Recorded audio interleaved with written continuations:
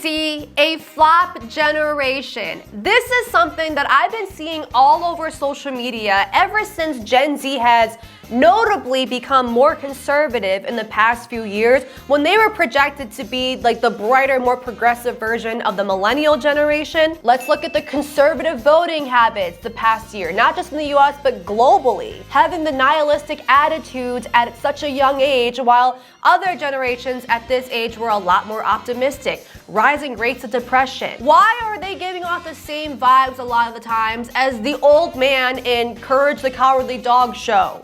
That dude. Well, here's my overall thesis and what I want to talk about with you guys today. The bar is simply higher for them. Inflation, pay is stagnant, things are really expensive, competition for everything is super high right now. And due to the amount of high-level competition, it kind of results by default a lot of rejection.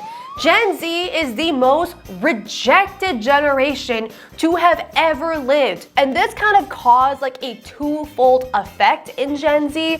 There's like the girl boss babe, grind set effect, where now they're grinding even harder. Competition at the top is even crazier. But then it also causes this nihilistic, almost like I have to detach myself from any type of optimism to cope with the amount of rejection I have. And thus, in my opinion, this is kind of where the conservativeness has come into play for them. Now, before we dive into this, I just want to make a disclaimer that I was born in 1996, which obviously makes me a millennial, okay? But I do want to say, because I am pretty much like a cusper, I heavily like relate to Gen Z. I'm a TikTok influencer for one. I also went into the job field and searched for a job post-pandemic. I also have crippling anxiety to get pewed in public spaces. It's very bad. So I get it, I understand. This is not me hating on Gen Z. I identify a lot of the times as Gen Z, but I just wanted to share with you guys my observations and kind of just like the social phenomena that has been going on for the past couple of years now. Like I said, the bar is higher, thus rejection is also higher. Gen Z gets rejected everywhere from multiple points in their life at a very young age. For one, let's talk about the dating market right now. More people meet on dating apps than ever before, which means that people are literally getting rejected hundreds of times, you guys. Gen Z literally gets rejected more in like a month than the average boomer did their entire life. If you're a dude that has a group fishing photo on your profile, your is gonna get swiped on. You're not even gonna have time to show us your like Stitch impression that would usually rizz up a bunch of bitches at the local bowling alley. Gen Z women are also going to college at higher rates, therefore becoming a lot more left-leaning, while the men are becoming a lot more right-leaning. Gen Z women that have a higher education and are making more money are not dating down to men that have less education than they do, so this causes even more rejection. Also, there's a big situationship culture right now. Now you gotta live with the fact that maybe you're not good enough to be Kyle's actual partner, but you are good enough to be the fourth person he calls when he wants to hook up on Valentine's Day. Another area that Gen Z is seeing a lot of rejection in is obviously college admissions and job search. College admission percentages for top tier schools have just been plummeting down. It is so low right now, which means the competition and rejection is just so much higher. Like, you used to be able to go to Harvard if you had a 4.0 and you like had a job and played like hockey on the side. Guys, it was believable that Gabriella and Troy Bolton both got into like tier 1 schools for that High School Musical that they put on. The one with the ladder? Yeah, that one.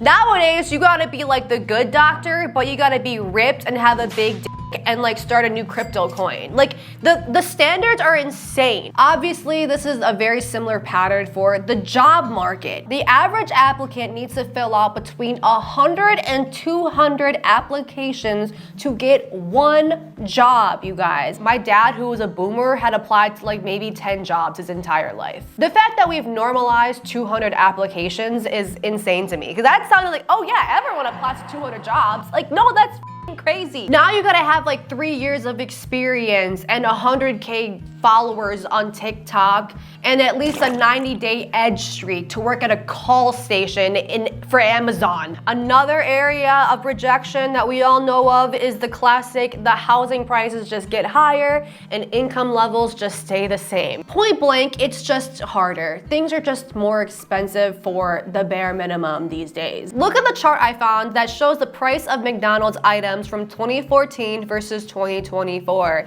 Bitch, that Oreo McFlurry is 88% higher. Guys, it's even harder to have your 3 a.m. Oreo McFlurry crying sessions about your emotionally unavailable ex.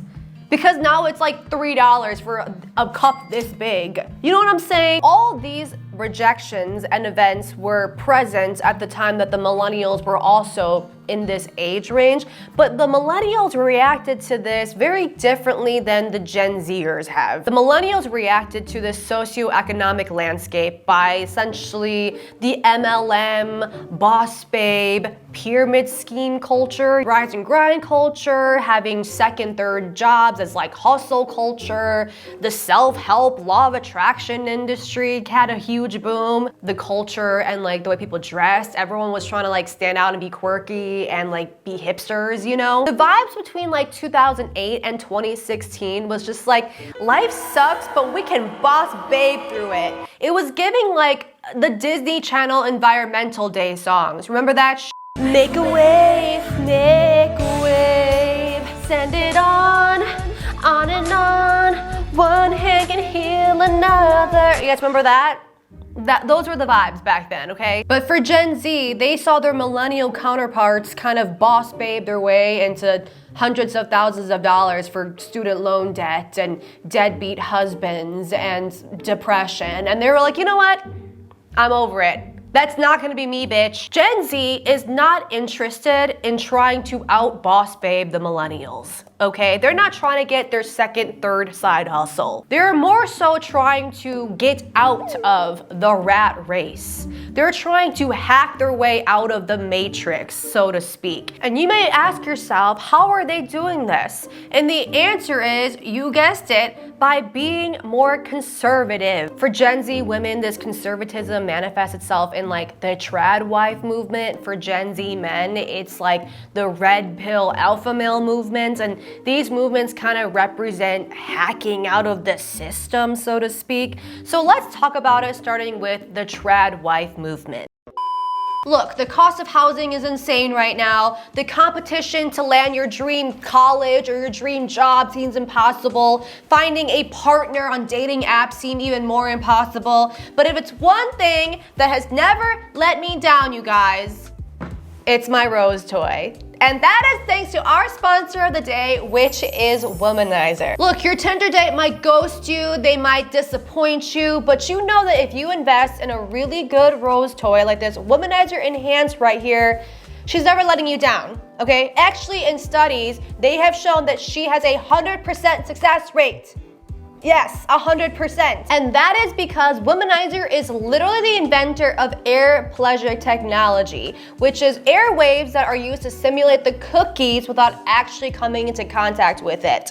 It's incredible. It's like magic. My personal favorite are their suction toys like the enhanced one right here. But if that is not your vibe, there are other toys on the Womanizer website like a pet rabbit maybe a pet pebble, and there's a bunch of different price points, so they have something for everybody. But like I said, my favorite toys are the suction ones like this enhanced right here. She has 10 levels of intensity and 10 levels of vibration. There are 2 motors that you guys can control. There's one for pressure and then there is one for vibration. The Enhance herself has a 2-hour runtime on one charge, and she has a bigger surface area to make sure that she's covering all the cookies, all the good stuff. She is also 100% waterproof, so you can use her in the shower, the pool, the tub, any pool of liquid that you please. Womanizer also has free and discreet packaging delivery and a 5-year warranty. And they're hooking all of us up with 20% off when you use my code MISSY20 or scan that QR code right now. Thank you so much, Womanizer, for sponsoring this video and giving us something that we can always depend on, no matter where you are, what day it is. So thank you, Womanizer, and let's get back to the content.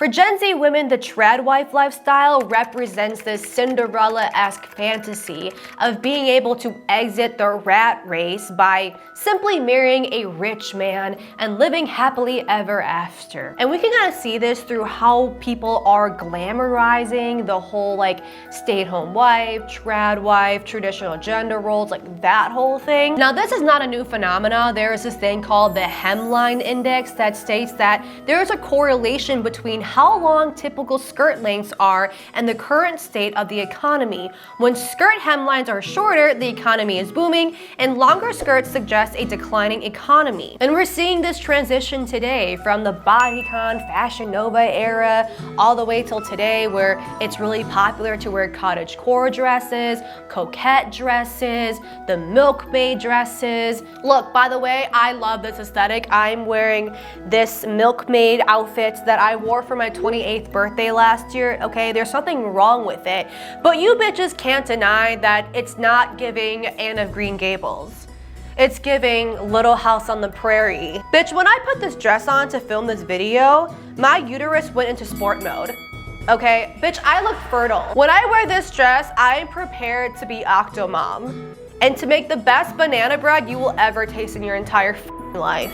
There's also this trend to kind of contrast the millennial dressy, showy club dresses with wearing milkmaid dresses in the club now. I don't go to the club because I'm like a tourist and I'm really boring, but I can't even imagine going to the club and you just see 20 bitches just dressed like Anne of Green Gables, just like, I'm sorry, I can't see it. I can't see it. Another conservative trend I've been seeing is just this almost like shaming working women trend in a way. These women paint the picture that you're a bad woman, you're a bad person for not sacrificing your career, sacrificing your freedom to have a kid and to take care of your husband and submitting to your family type TikToks. Yes, women fought for the right to work, but now we work 40-hour weeks, hand our babies over to strangers, come home exhausted to a sink full of dishes, and spend what little energy we have left keeping up with our housework, cooking, and childcare. We pay others to raise our kids while we burn ourselves out in jobs we hate just to afford a lifestyle we're way too busy to enjoy. Was this supposed to be progress? Society wants women out of the house because when a woman doesn't raise her children, the government and the internet does. Saying that while she's a woman on the internet making social commentary, but anyways, while y'all are wilding out drunk and high at college, either majoring in undecided theater or gender studies, I'm at Costco shopping with my baby. And before you come at me for being too young, remember who will be a grandparent at 40 and who will have kids in elementary school at that age. First of all, grandma at 40, weird flex, but okay.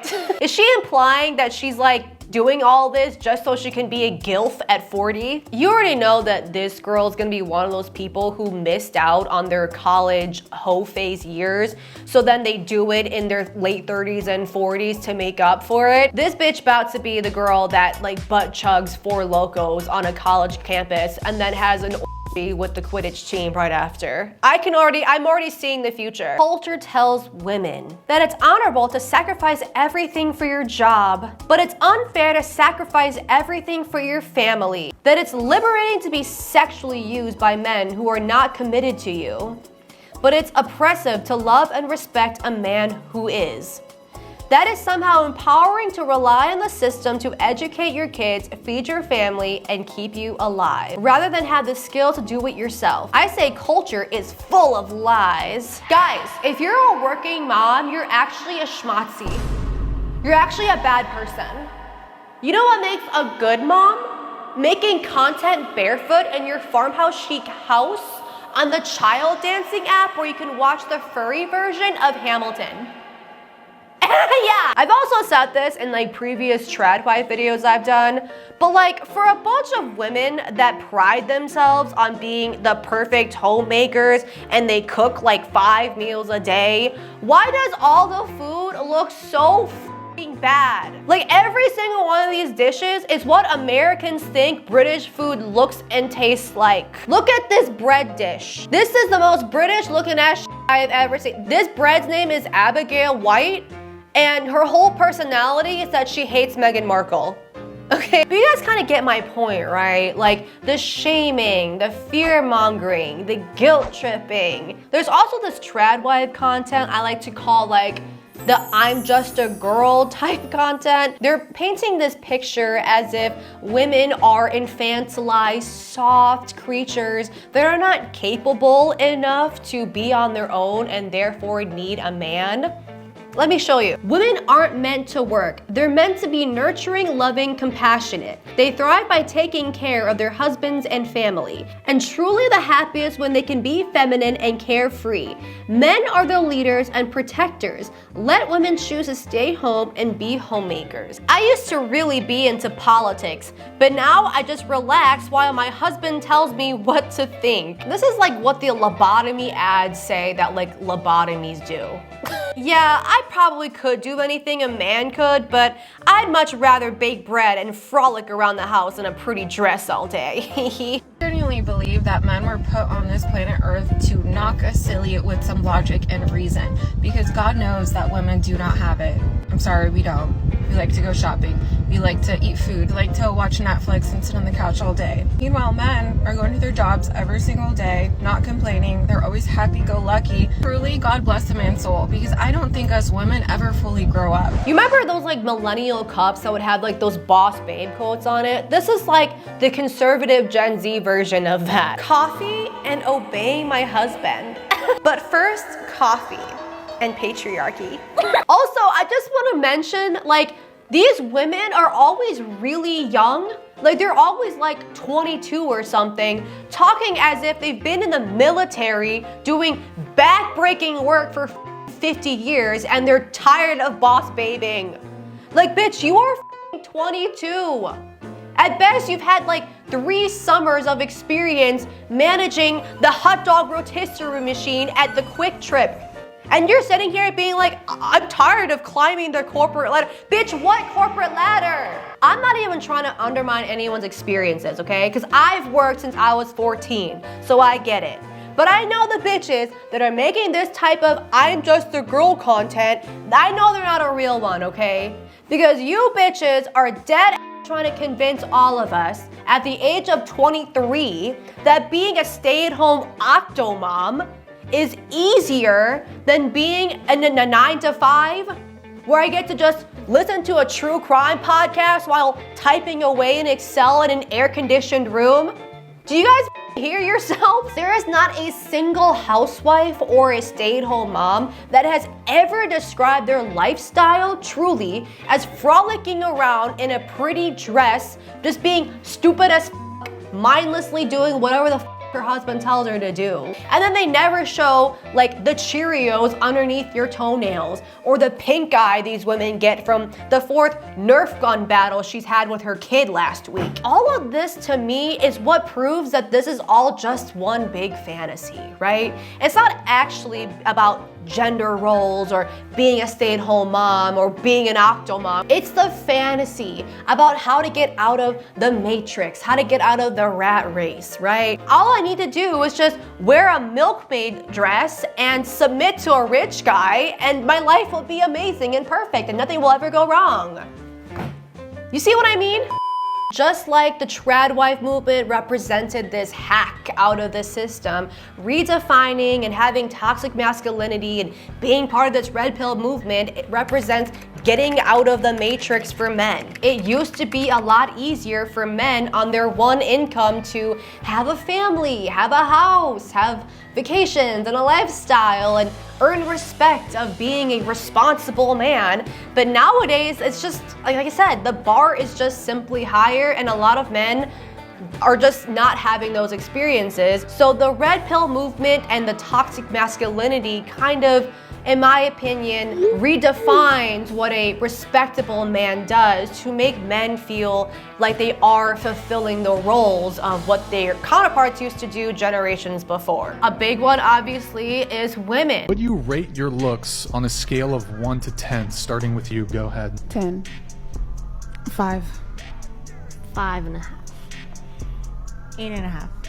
10. Wait, 10, 10, 10. Don't take this the wrong way. There's no 10s at this table. And she goes, why won't you date me? I was like, let's talk about it. You're 23 and I'm 31. There's an 8-year age gap. If we look at the number of women that are in that gap, it's 20 million. You're top 10% hot. You model for a living. In 8 years, you will not be as hot. And in 20 years, you will really, really not be as hot. So the entire composition of your value is correlated to your aesthetics, which you will eventually lose. If we just look at the raw numbers, there are 2 million of you today. You would be very hard pressed to find, factoring net worth, not ugly, funny, good person, don't cheat, not married, no kids. You won't find hundreds. If your question is why are we not dating, it's because the disparity between the scarcity of each of our resources is so great that I have to really, really, really want to date. And this is what I mean with the red pill movement giving men this fantasy, this essentially way out of how they could get and score a really hot girl that they like without actually having to do anything. They're always finding stupid ways to make it seem like these nasty ass dudes with dingleberries still in their asshole, somehow they're worth more than any other woman that they're trying to sleep with. Just think about how much time and effort it takes for these men to go into every single room, scan the room to evaluate every single attractiveness level by the decimal for all these women, and then going into school shooter mode when these women don't want to have sex with them. How many Einsteins are we truly losing to Gooneritis?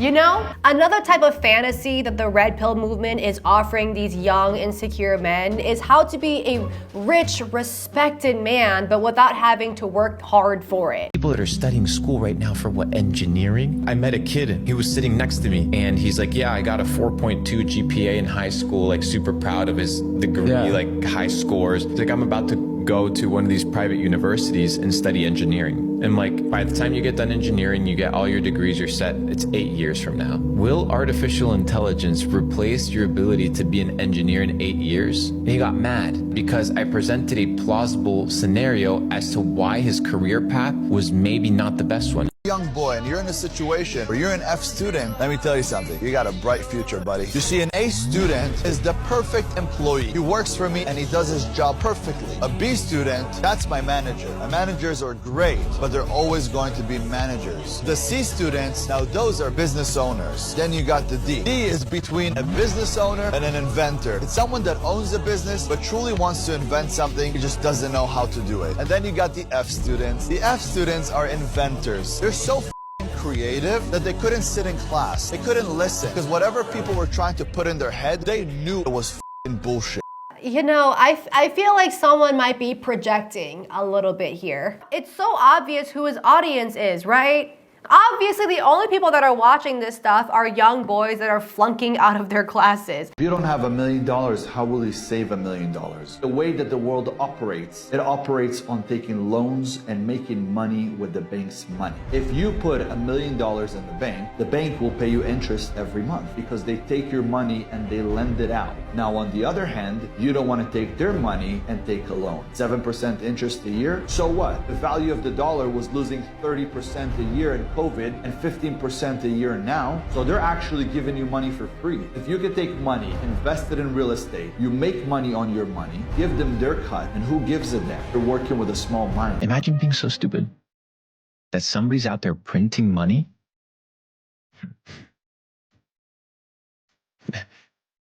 Somebody's printing money, and on the counter, you're working for it, and then you're getting taxed because they need your taxes in order to run the government. When they could just print it. It makes no sense whatsoever. So stop working for money. Stop working for a paycheck. Start working towards a life that instills freedom and instills your ability to produce money without you having to work. Now, that may sound like insane for 99% of people. So where do you start? You start by not spending. You start by not being a consumer, but being a producer. So most people are consumers. That's why they're always in the rat race. if you're producing, you're always being able to generate income, but you don't want to be producing just with your time. You want to be producing with systems. Now you have AI, now you have automation, now you have software. Dude, you can literally be making money while you sleep. Oh my God, you guys, I can't.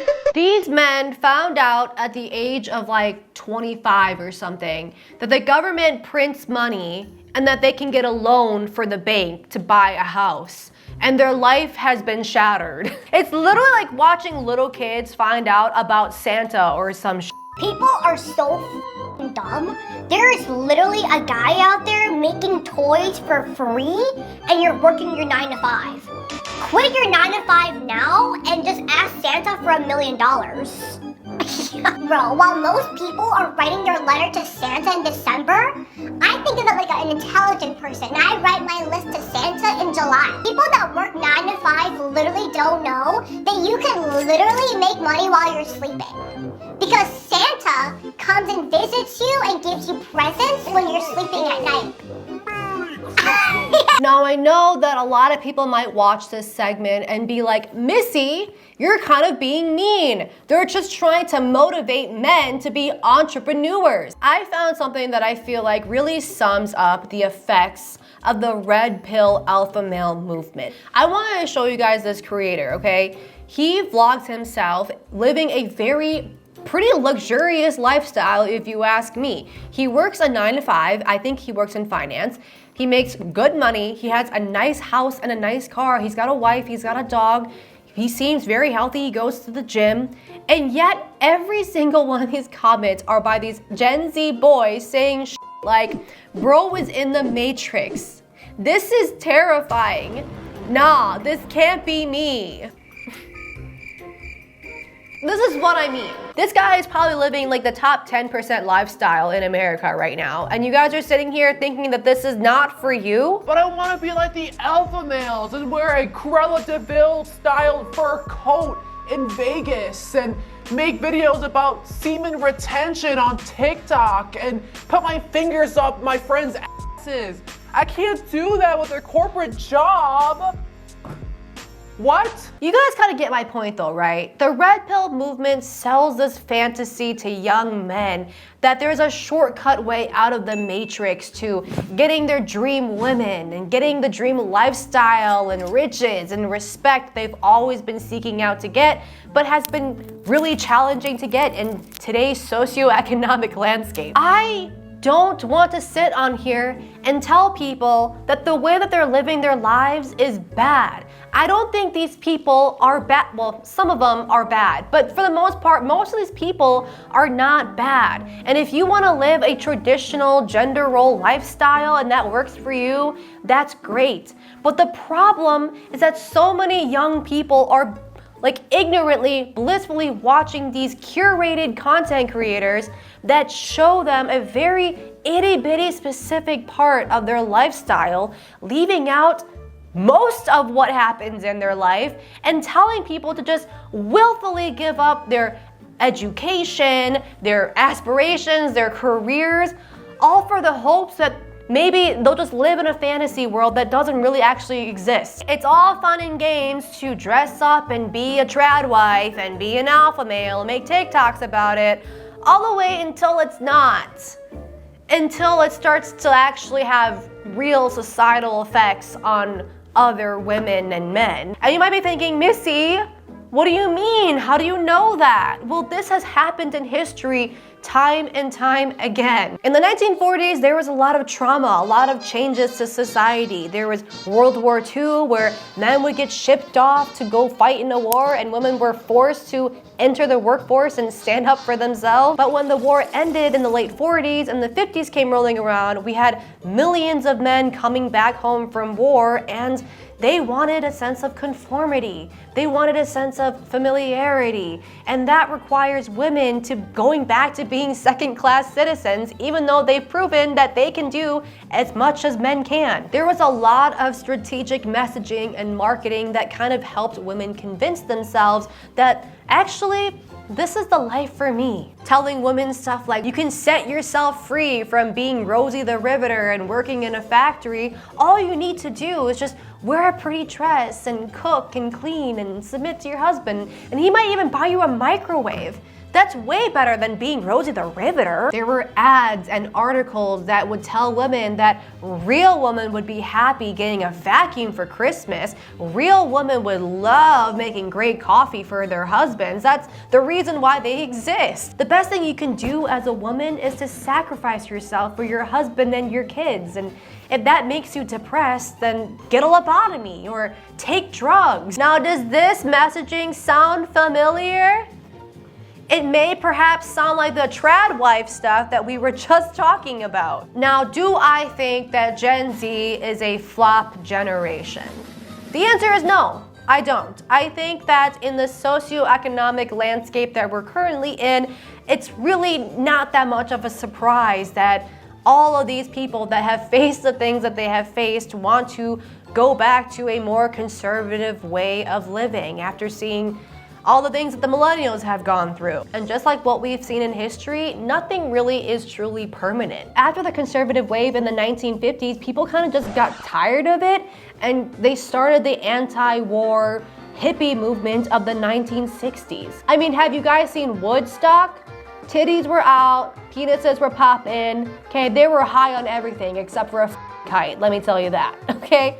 And we're not even gonna talk about the swinger stuff in the 1970s, okay? And for Gen Z, they are still really young and they have a lot of time to kind of grow into their adult years. And there's already positive signs for Gen Z. They're a very healthy generation. They have higher gym memberships and go to the gym more than any other generation. They also have way less teen pregnancy. They have a third of the teen pregnancies that millennials did. They also drink a lot less. On average, Gen Z also has higher IQ and SAT scores than any other generation, even millennials. Also want to put a note out that Gen Z women are kind of eating right now. They're going to college at higher rates. They're graduating at higher rates. They're getting paid a lot more. They're closing up that gender pay gap. They're kind of eating right now. So guys, don't worry. The optimistic MLM boss babe rise and grind culture is coming back. Then we'll make a whole new video about that. And with that said, thank you guys so much for watching this video. Thank you, Womanizer, for sponsoring this video. If you guys are interested in the Enhanced, you guys can get her 20% off using my link in the description down below or scanning the barcode right now. Thank you guys for watching. Please like, share, and subscribe. Let me know your comments, and I will see you in my next video. Bye!